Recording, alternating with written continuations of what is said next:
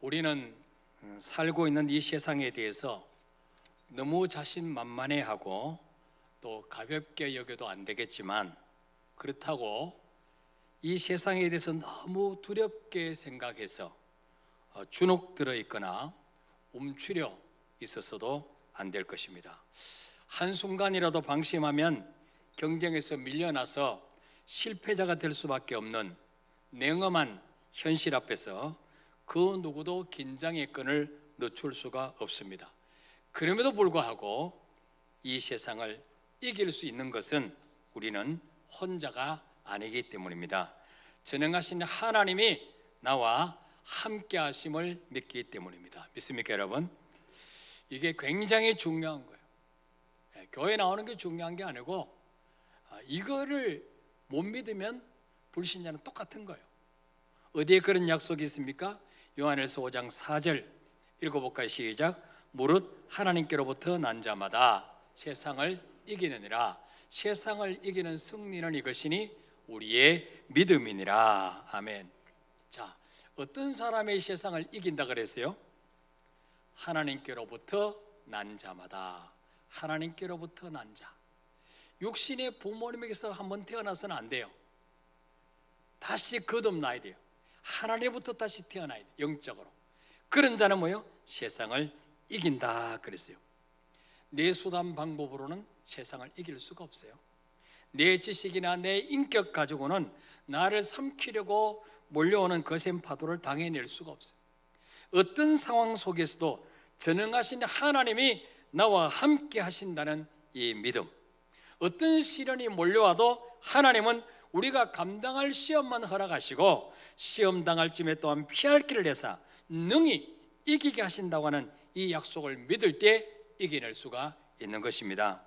성경 어디에도 예수 믿으면 절대로 병 안 걸리게 해주겠다, 모든 고난에서 문제에서 제외시켜 주겠다, 이렇게 약속해 놓은 구절은 한 구절도 없습니다. 예수님도 요한복음 16장 33절에 보면 위에서 셋째 줄부터 보면 너희가 환난을 당하나 세상에서는 너희가 환난을 당하나 담대하라 내가 세상을 이겨노라 그랬어요. 세상에서는 너희가 당연히 환난을 당하게 돼 있다. 왜? 이 세상은 우리의 본향이 아니에요. 우리의 본향은 천국이에요. 이 세상은 나그네 길이에요.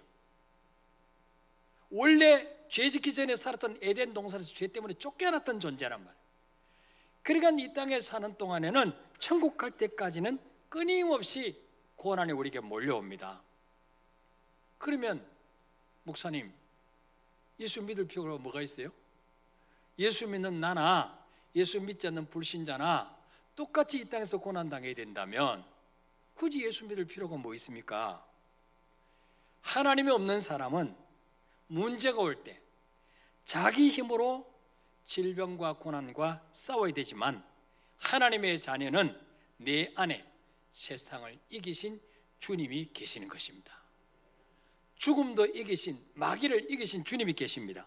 그분이 함께 싸워주시는 거예요. 그분은 내 앞서 가시는 거예요.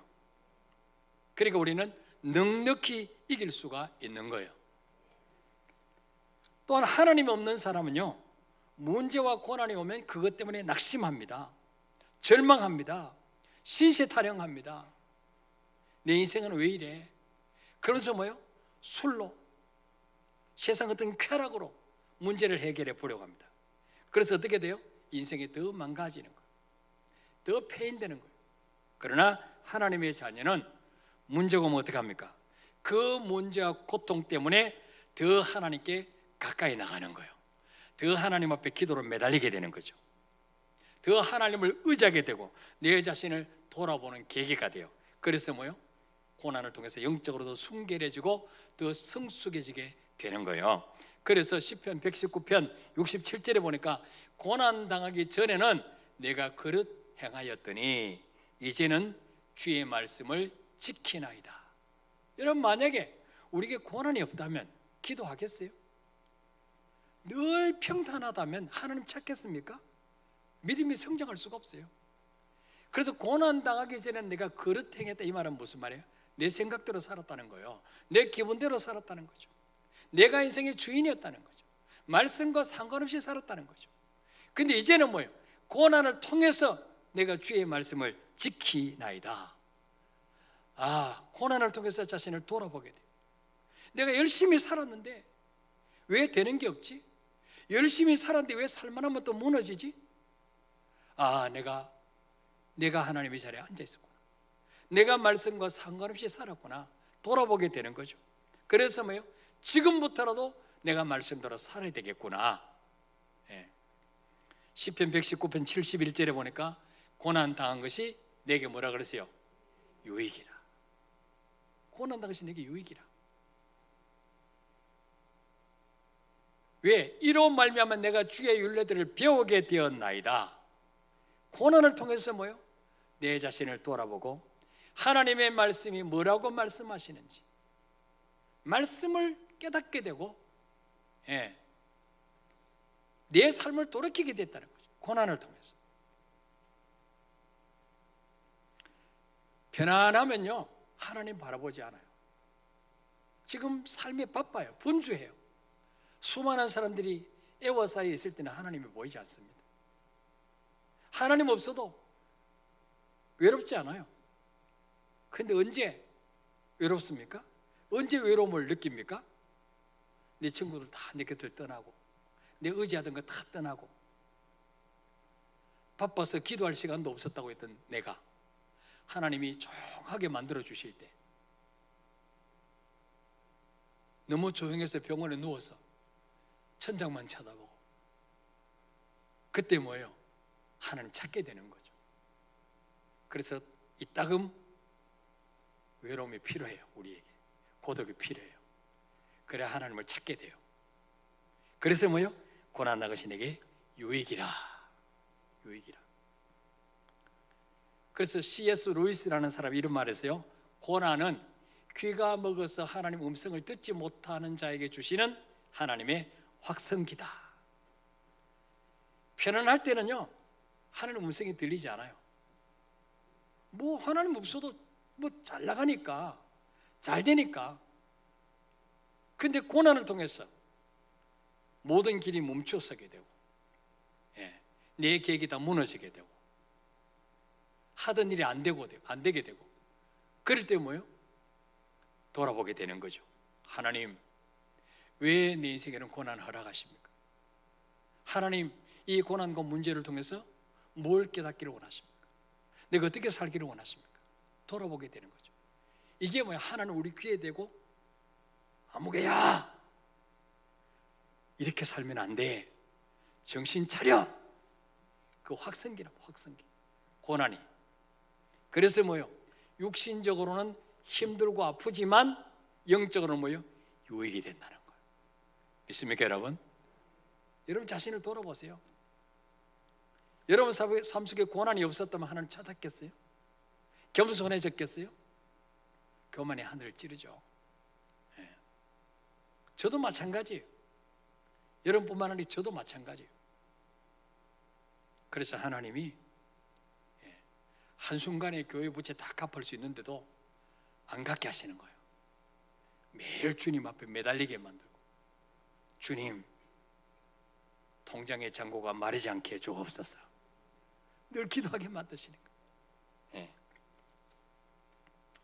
서울 온누리 교회를 담임하셨던 고 하용조 목사님 같이 그렇게 훌륭하시고 능력 있는 분도 일주일에 3일씩 신장 투석을 받아야 살 수 있었어요. 7번이나 간암 수술을 받아요. 7번. 여러분 중에 암 수술 7번 받은 분 계세요? 몇십 년 동안을 질병과 싸우면서 그 대형 교회를 이끌어 가셨어요. 아니 왜 사랑의 하나님이 이런 고난을 더군다나 목사님에게 허락하셨을까요? 죄가 많아서 그럴까요? 아니에요. 늘 주님 바라보게 만드십니다. 주님 은혜 없이는 나는 하루도 살아갈 수 없습니다. 늘 주님 바라보게 만드십니다.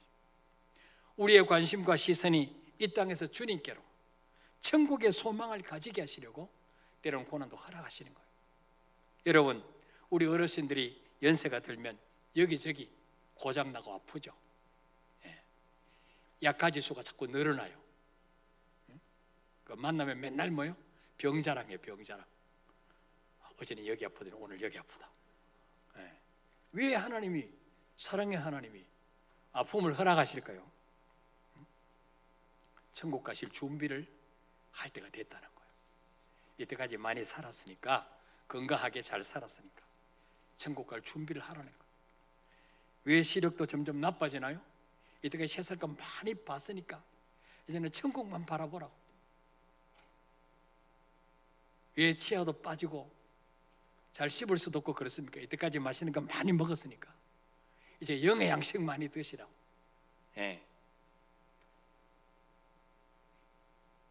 이제는 세상의 것이 너무 기대지 말고, 세상 것이 너무 소망 걸지 말고 하나님께 소망을 두게 하시려고 우리에게 육신의 질병도 허락하시는 거예요.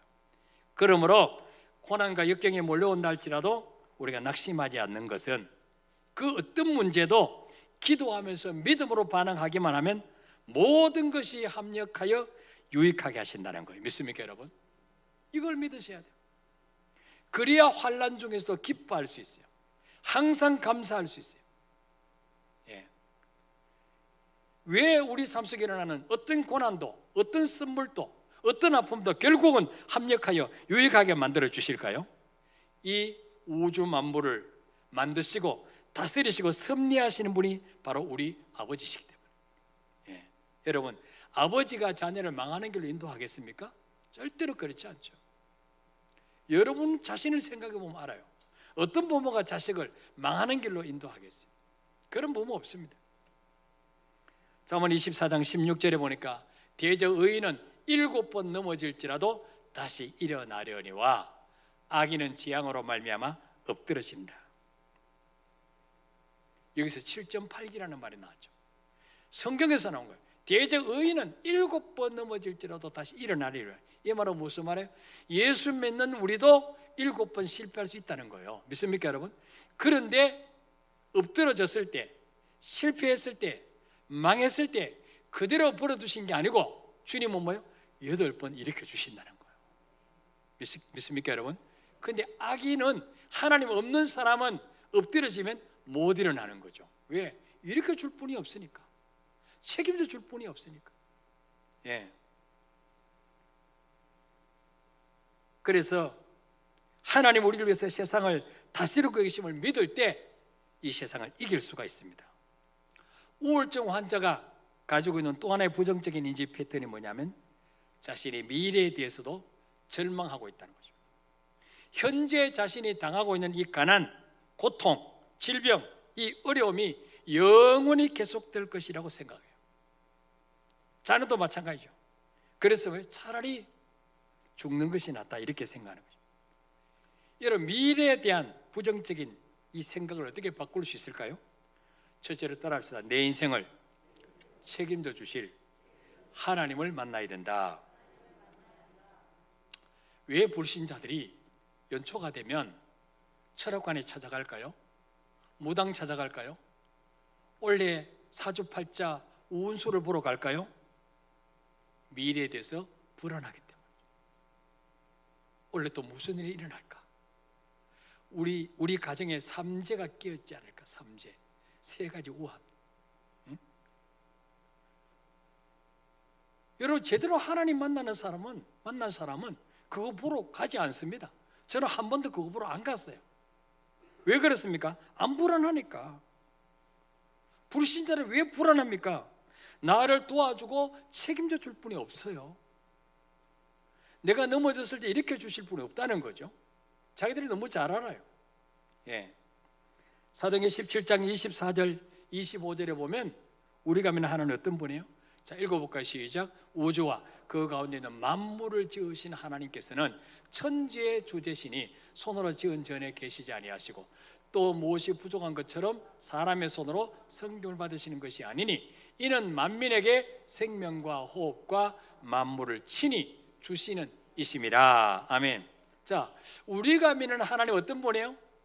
우주와 그 가운데 있는, 우주 안에 있는 모든 물건, 동물, 식물, 모든 만물을 지으신 하나님이다. 하나님이 모든 걸 지으셨으니까 만물의 주인이 누구죠? 하나님이에요. 주인이 하나님이에요. 뿐만 아니고 25절에 보니까 우리가 믿는 하나님은 어떤 분이냐? 끝에 줄에 만민에게 생명과 호흡과 만물을 친히 주시는 이십니다. 예. 여러분, 우리 인간이 대단한 것 같아도요, 하나님이 생명과 호흡을 안 주시면 살 수가 없어요. 숨 쉴 수가 없어요. 오늘 여러분 숨 쉴 수 있다는 거 하나님 은혜인 줄 믿으시길 바랍니다. 생명 누가 주셨죠? 하나님 주신 거죠. 여러분 산소호흡기에 끼지 않고 자유로 숨 쉴 수 있다는 거 누가 주신 거죠? 하나님 주신 거죠. 뿐만 아니고 뭐요? 만물을 친히 주신 이십니다. 이 땅에 필요한 모든 물건을 친히 주시는 분이 누구냐? 하나님이시란 거죠. 그래서 뭐요? 하나님과 좋은 관계를 가진다. 모든 게 주님께로부터 오니까. 그분과 관계가 막히면 다 막히는 거예요. 인생이 정말 고달픈 거예요. 힘든 거예요. 역대상 29장 12절에 보면 부와 귀가 주께로 말미암고 또 주는 만물의 주인이 되사 손에 권세와 능력이 있사오니 모든 사람을 크게 하심과 강하게 하심이 누구 손에 있다고요? 주의 손에 있나이다. 믿습니까 여러분? 저는 이 말씀을 확실히 믿습니다. 이 말씀을 너무 좋아합니다. 이 말씀 붙잡고 살았습니다. 부자 되고 싶지 않으면 누가 있겠어요? 존경받고 싶지 않으면 누가 있겠어요? 근데 부와 귀가 뭐예요? 내 노력이나 내 어떤 학벌이나 금수저 출신이기 때문에 되는 게 아니고 주님께로 말미암고 또 주는 만물의 주인이 되사 손에 권세 능력이 사오니 모든 사람을 크게 하심과 강하게 하심이 주의 손에 있나이다. 다 대통령 되고 싶죠. 다 큰 사람 되고 싶죠. 다 강한 사람 되고 싶죠. 다 여러분 자녀를 큰 사람 만들고 싶죠. 근데 그 모든 것이 뭐예요? 주의 손에 있나이다. 하나님 손에 있어요. 모든 것이 하나님의 손에 있는데 불행하게도 불신자는 하나님과 관계가 끊어져 있으니 미래가 두려울 수밖에 없는 거죠. 하나님과 단절된 관계를 회복시켜주러 오신 분이 한 분 있는데 그분이 바로 예수 그리스도예요. 만약에 부처님이 하나님과 단절된 관계를 회복시켜 주셨다면 우리는 부처님 믿어야 돼요. 근데 하나님과 죄 때문에 단절된 관계를 회복시켜 주신 분이 예수님밖에 없어요. 베드로전서 2장 24절에 친히 나무에 달려 그 몸으로 우리 죄를 담당하셨으니 누가? 예수님이. 죄는 내가 지었는데 죄값은 누가 받으셨다고? 예수님이. 뭘로? 자기 몸으로. 자기 육체 인류의 죄악을 다 쏟아부었어. 진노를 다 쏟아부었어. 피 한 방울 남김없이 십자가에서 다 쏟아주셨어. 왜요? 이제는 죄에 대해서 죽고 의롭게 살게 하려 하십니다. 하나님 만나는 길을 이루셔서 하나님의 자녀가 되어서 잃어버렸던 에덴의 축복을 회복시켜 주시라. 믿습니까 여러분? 이렇게 하나님이 자기 몸을 들여서 하나님 만나는 길을 다 열어놓으시고 어떻게 하면 관계가 단절되는 하나님을 다시 만나서 에덴의 축복을 회복할 수 있을까요? 바로 요한복음 1장 12절에 영접하는 자, 곧 그 이름을 믿는 자들에게는 하나님의 자녀가 되는 권세를 주셨으니 많은 사람들이 교회만 다니면 저절로 하나님의 자녀 되는 줄 알아. 세례만 받으면 저절로 하나님 자녀 되는 줄 알아. 아니에요. 성경대로 믿어야 돼요.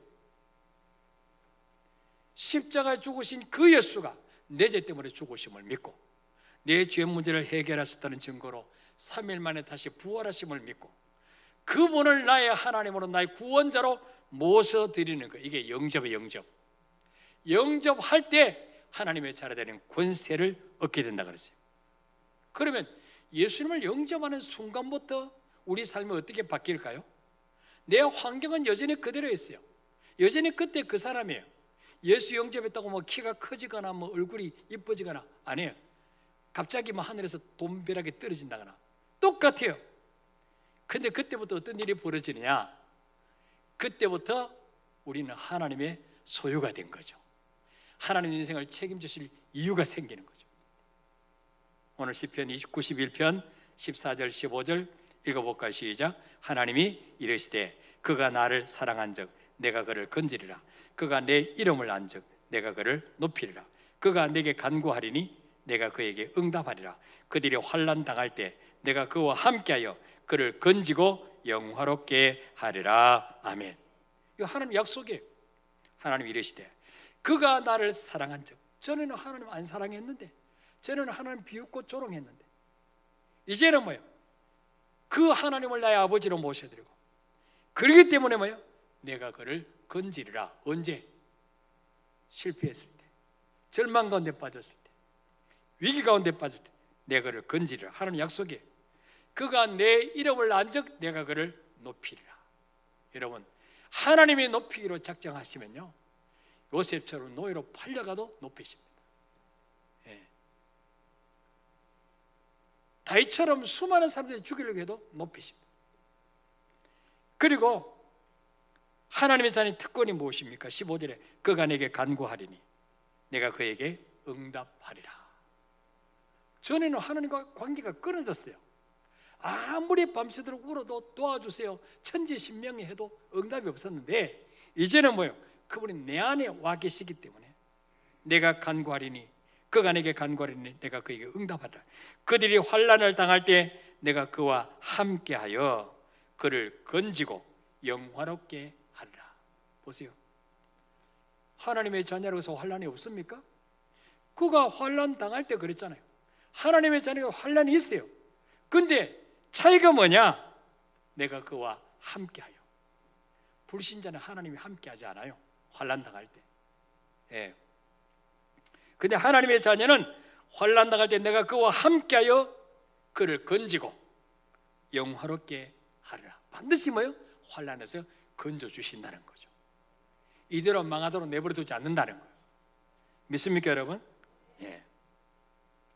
이 사실을 믿을 때 미래에 대한 두려움에서 해방될 수 있다는 거죠. 예. 내 인생에 미래에 어려움이 없다는 게 아니에요. 실패는 전혀 없다는 게 아니에요. 할 수도 있어요. 그러나 뭐예요? 그때마다 나는 혼자가 아니고 나를 건지시는 주님이 나와 함께 하신다. 이걸 믿을 때 실패도 두려워하지 않고 도전해 볼 수가 있는 거예요. 이번에 실패하면 내 인생 끝이다. 그럼 어떻게 도전해 볼 수 있겠어요? 도전 못하죠. 따라합시다. 우리에게는 책임져 주실 분이 계십니다. 믿습니까, 여러분? 이 확신을 가져야 돼요. 이거 없으면은 하루하루를 살얼음판을 딛는 것처럼 그렇게 살 수밖에 없어요. 예. 두 번째로 미래에 대한 두려움에서 어떻게 해방될 수 있을까요? 따라합시다. 하나님의 손에 나의 미래를 맡길 때 두려움에서 해방될 수 있다. 믿습니까? 자, 잠언 16장 3절 읽어볼까요? 시작. 너의 행사를 여호와께 맡기라. 그리하면 네가 경영하는 것이 이루어지리라. 아멘. 너의 행사를 여호와께 맡기라. 이 행사가 뭐예요? 너의 계획, 너의 미래, 지금 네가 하고 있는 사업, 이거 하나님께 맡기라. 지금까지는 못 맡겼죠. 내가의 직성이 풀리죠. 근데 뭐요? 네가 삶이 힘들고 고달픈 것은 내게 맡기지 않았기 때문에 힘들다. 왜 못 맡기냐? 나를 믿지 못하기 때문에 못 맡기는 거 아니야. 한번 맡겨봐. 그러면 뭐요? 그리하면 네가 계획하는 것이 이루어지리라고 했어요. 하나님 이렇게 하신다는 거예요. 잠언 16장 9절에도 사람의 마음으로 자기의 길을 계획할지라도 그의 걸음을 인도하시는 이는 여호와시니라. 우리가 여러분 계획한다고 다 될 것 같으면 누가 실패하겠어요? 누가 힘들게 살겠어요? 근데 아무리 멋진 계획을 한다 할지라도 그 걸음을 인도하시는 분은 여호와시니라. 하나님이 되게 하셔야 되는 거예요. 인간의 능력은 한계가 있습니다. 그러나 우리 하나님은 명철이 한이 없으십니다. 그래서 맡기라는 거예요. 하나님이나 나나 수준이 비슷하면 왜 맡기라 그러겠어요? 여러분, 제가 여러분에게 여러분 어떤 일을 만나든지 저에게 말씀하십시오. 제가 책임져 주겠습니다. 이렇게 말하면 여러분 믿을 수 있겠습니까? 목사님이 10억 있어요? 없어요.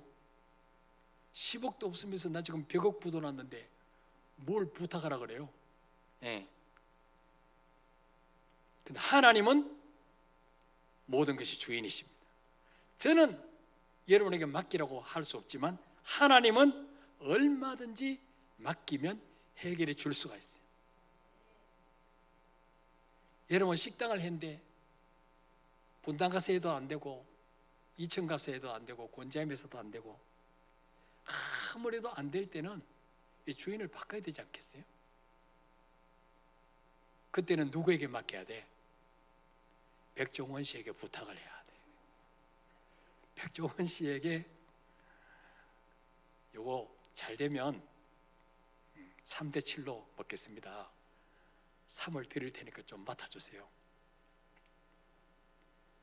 그래야지 죽을 때까지 내 힘으로 해보겠다고 하면 결국 빈털ter이 되는 거 아니에요. 그보다 더 무식하고 대책 없는 사람이 어디 있겠습니까?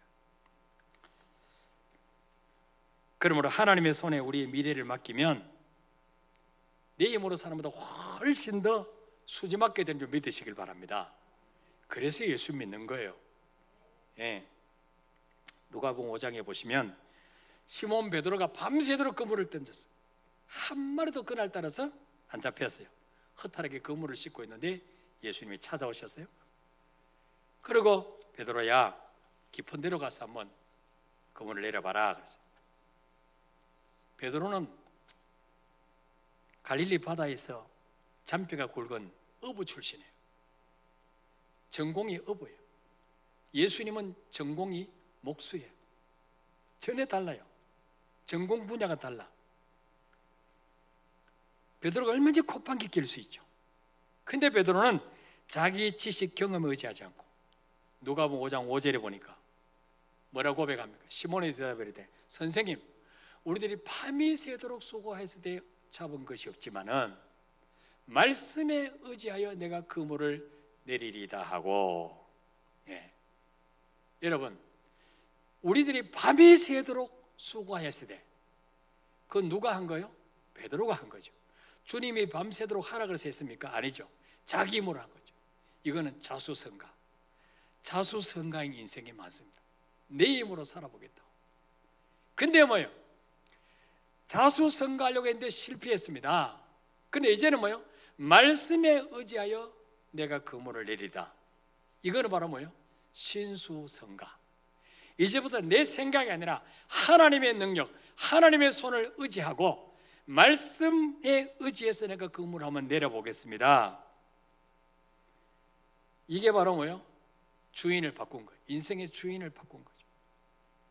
자수성가형 인생에서 신수성가형 인생으로 전환한 거죠. 베드로의 인생을 전환한 거죠. 그렇게 했더니 어떤 일이 벌어지냐? 6절에 그렇게 하니 고기를 잡은 것이 심이 많아 뭐가 찢어지는지라? 그물이 찢어진지라. 따라서 그렇게 하니 어떻게 했다고요? 그렇게 하니란 말은 말씀에 의지하여 그물을 내렸다. 지금까지는 말씀과 상관없는 삶을 살았어. 내 발 내 흔들고 주님 발 주님 흔들고 그렇게 살았어. 근데 이제는 뭐예요? 말씀에 의지하여 그물을 내렸더니 고기를 잡은 것이 심이 많아 그물이 찢어지는지라. 조금 전까지만 해도 베드로는요 그물은 그대로 있는데 마음이 찢어졌어요.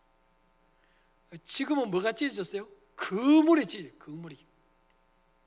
이런 복을 받게 되시기를 축복합니다. 여기서 끝나지 않아요. 7절에 보니까 이 다른 배에 있는 동무들에게 손짓하여 와서 도와달라니 그들에서 2배 체험에 잠기게 되었더라. 자기 한 배만 가득 채워도 그날은 수지 맞는 날. 근데 19배까지 얼마나 많이 잡혔던지 어떻게 했더니 말씀의 의자에 그물을 내렸더니 2배 체험에 잠기게 됐더라. 여러분, 그렇습니다.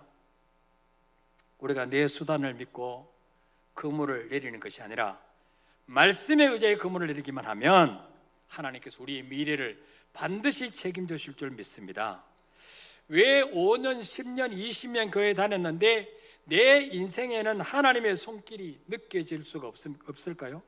왜 살만하면 무너지고 또 다 새나가고 그럴까요?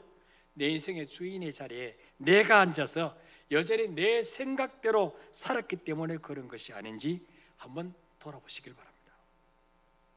그럼 내 인생은 언제부터 주님의 역사가 일어날까요?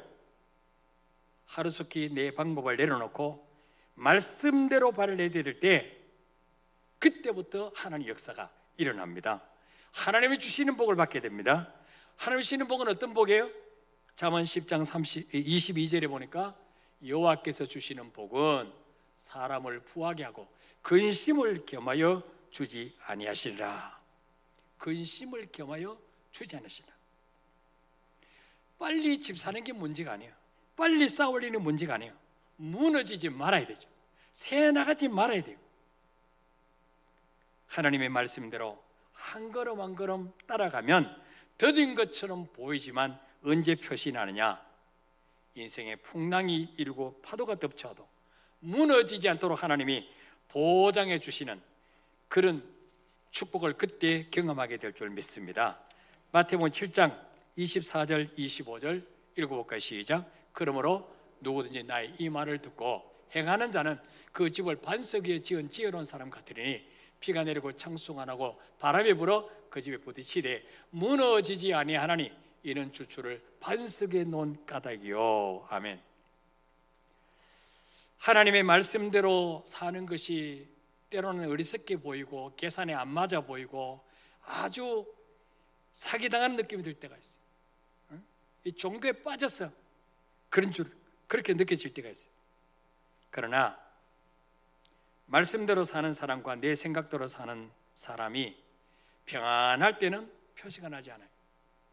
그러나 인생에 비가 내리고 홍수가 나고 태풍이 불어서 그 집에 부딪힐 때 그때 비로소 내 인생은 부실공사를 했구나.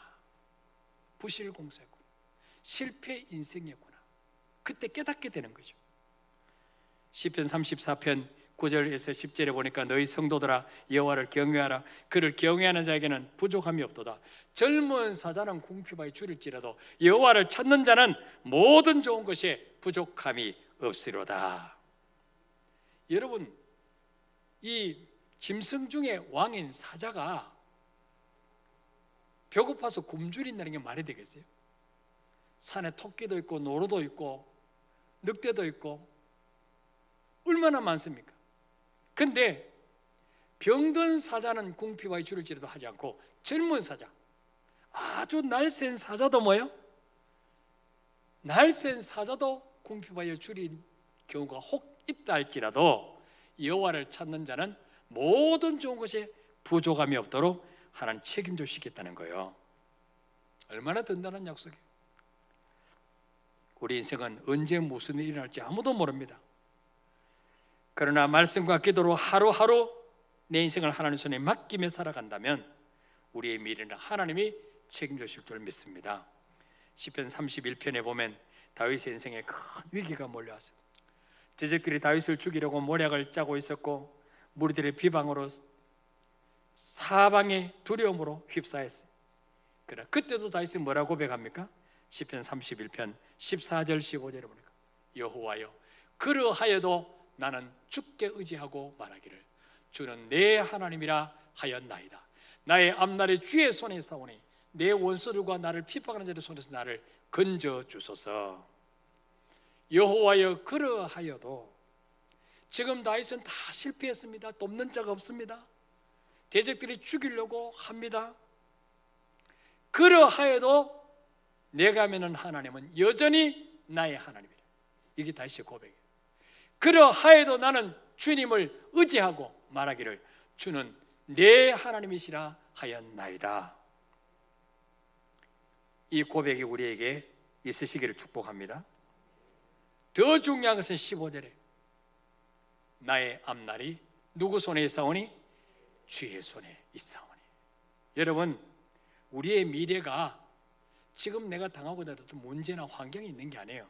의사의 말에 따라서 내 미래가 좌우되는 게 아니에요. 우리의 미래는 주님의 손에 있음을 믿으시길 바랍니다. 이걸 믿는다면 어떤 환경 속에서도 찬송할 수 있고 기뻐할 수 있는 거죠. 그러므로 여러분, 아무리 마귀가 유혹을 해도 주님과 관계, 이거 놓치지 마시길 바랍니다. 주님 손에 다 들어있어요. 시편 48편 14절 마지막으로 읽고 마치겠습니다. 시작. 이 하나님은 영원히 우리 하나님이시니 그가 우리를 죽을 때까지 인도하시로다. 아멘. 이 하나님은 영원히 우리 하나님이시니 그가 우리를 죽을 때까지 인도하시로다. 누가 죽을 때까지 여러분 생각을 책임져 줄 분이 있어요? 여러분의 부모님이 여러분 죽을 때까지 책임져 주십니까? 여러분의 남편이, 아내가, 자녀가, 돈이? 아니에요. 우리 하나님만이 죽을 때까지 우리를 가장 선한 길로 인도하신다는 사실을 믿으시길 바랍니다. 우리 찬양하고 기도하겠습니다.